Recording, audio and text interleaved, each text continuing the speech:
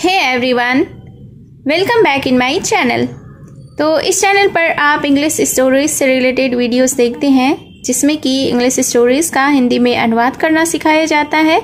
इसके साथ ही स्टोरी को रीड करना और इंग्लिश वर्ड्स के करेक्ट प्रोनाउंसिएशन के बारे में भी आप इस चैनल के थ्रू सीखते हैं।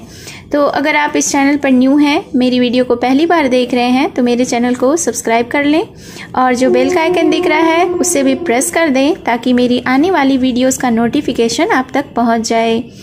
तो आज जो मैं स्टोरी लेकर आई हूँ यह एक शॉर्ट मॉरल स्टोरी है।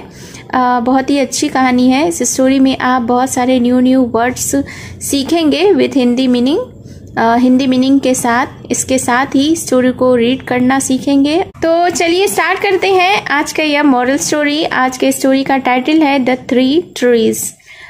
3 यानी कि 3, ट्रीज यानी कि पेड़। तो शीर्षक का अर्थ हुआ 3 पेड़। So let's begin the story.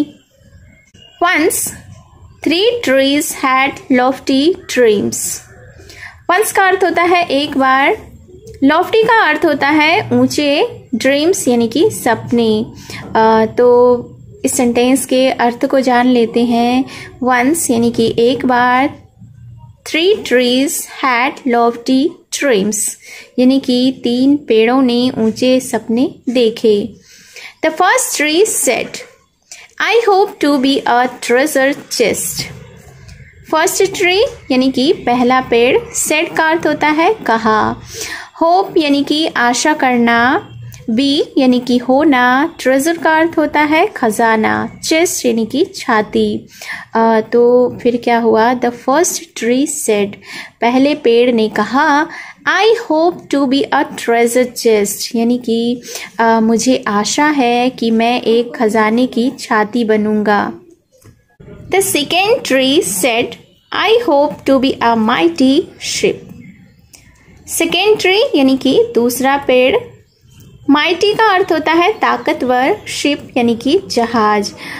तो दूसरे पेड़ ने कहा, द सेकेंड ट्री सेड यानी कि दूसरे पेड़ ने कहा, I hope to be a mighty ship यानी कि मुझे आशा है कि मैं एक ताकतवर जहाज बनूंगा। And the third tree said, और तीसरे पेड़ ने कहा, I hope to be a greatest tree. Greatest यानी कि सबसे बड़ा, ट्री यानी कि पेड़। तो तीसरे पेड़ ने कहा कि मुझे आशा है कि मैं सबसे बड़ा पेड़ बनूंगा। In time the trees were cut down. In time यानी कि समय पर, the trees were cut down यानी कि पेड़ काट दिए गए। Their lofty dreams were forgotten. Forgotten यानी भुला देना, भुला दिया गया। तो उनके जो ऊंचे ऊंचे सपने थे उसे भुला दिया गया। The first tree became a feed box for animals. Feed box का अर्थ होता है एक खुला कंटेनर जिसमें कि खाना दिया जाता है। एनिमल्स यानी कि जानवर, यानी कि फीड बॉक्स फॉर एनिमल्स यानी कि एक ऐसा खुला कंटेनर जिसमें कि जानवरों को भोजन दिया जाता है। The first tree became a feed box for animals यानी कि पहला पेड़ एक खुला कंटेनर बन गया जिसमें कि जानवरों को खाना दिया जाता था। The second tree became a fishing boat. Fishing boat यानी कि मछली पकड़ने की नाव। तो दूसरा पेड़ एक मछली पकड़ने की नाव बनी। The third tree was cut into large pieces. अब तीसरा पेड़ was cut into large pieces यानी कि उसे बड़े बड़े टुकड़ों में काट दिया गया। Then years later baby Jesus was placed in the feed box. Then यानी कि तब, ईयर्स लेटर यानी वर्षों बाद, बेबी जीसस यानी कि बेबी यीशु या बच्चा यीशु, वॉज प्लेस्ड, प्लेस का अर्थ होता है रखा गया। तो इस सेंटेंस को हम लोग देखते हैं कि तब वर्षों बाद बच्चे यीशु को इस फीड बॉक्स में, इस खुले कंटेनर में जो जानवरों के लिए खाना दिया जाता था उसमें रखा गया। The tree knew that it held the greatest treasure. New यानी कि जानता था, नो का अर्थ होता है जानना, न्यू यानी कि जानता था। ग्रेटेस्ट ट्रेजर यानी कि बड़ा खजाना।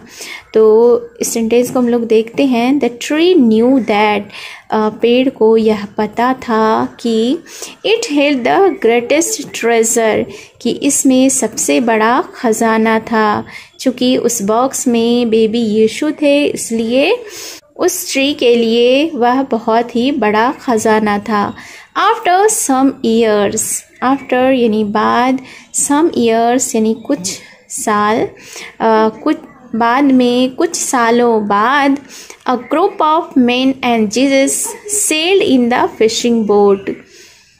तो फिर क्या हुआ कि कुछ सालों के बाद a group of main, group का अर्थ होता है समूह, तो एक व्यक्तियों का, एक आदमियों का समूह, एंड जीसस और यीशु, sailed in the fishing boat यानी कि इस मछली पकड़ने वाली नाव पर सवार हुए।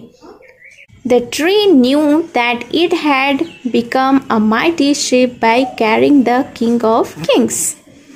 अब the tree knew यानी कि पेड़ को पता था that कि it had become a mighty ship, कि यह एक ताकतवर जहाज बन चुका था by carrying the King of Kings, क्योंकि उसमें जो सवार हुए थे वे राजाओं के राजा थे। The third tree became the greatest tree as Jesus was crucified on it. Crucified का अर्थ होता है क्रूस पर चढ़ाना, यानी कि क्रूस पर चढ़ाया गया। तो the third tree became यानी तीसरा पेड़ बना, the greatest tree सबसे ताकतवर पेड़, as Jesus was crucified on it, क्योंकि इस पेड़ पर जीसस को यानी यीशु को क्रूस पर चढ़ाया गया था। Thus, though quite later, the dreams of the trees had indeed been realized. Thus का अर्थ होता है इस प्रकार, दो यानी कि हालांकि, quite later यानी काफ़ी देर से, dreams यानी कि सपने, indeed का अर्थ होता है वास्तव में, realized यानी कि साकार होना। तो इस सेंटेंस को हम लोग देखते हैं कि इस प्रकार हालांकि काफ़ी देर से पेड़ के सपने वास्तव में साकार हुए थे। Moral of the story is God always has a plan for you. Always का अर्थ होता है हमेशा, गॉड यानी कि ईश्वर, प्लान यानी कि योजना, फॉर यू यानी आपके लिए। तो इस स्टोरी से हमें यह मोरल मिलती है, यह सीख मिलती है कि God always has a plan for you, यानी कि ईश्वर या परमेश्वर के पास हमेशा आपके लिए एक योजना होती है। So it was the story. I hope you have enjoyed the story, और उम्मीद है आपने इस स्टोरी में बहुत सारे न्यू वर्ड्स भी सीखे होंगे। अगर आपने अभी तक मेरे चैनल को सब्सक्राइब नहीं किया है तो चैनल को सब्सक्राइब ज़रूर करें और बेल का आइकन भी प्रेस कर दें, और कमेंट बॉक्स में ज़रूर बताएं कि आपको यह स्टोरी कैसी लगी और आपने इस स्टोरी में कौन कौन सा न्यू वर्ड सीखा। तो मिलती हूँ मैं फिर से एक न्यू इंटरेस्टिंग मॉरल स्टोरी के साथ। Till then take care and bye bye.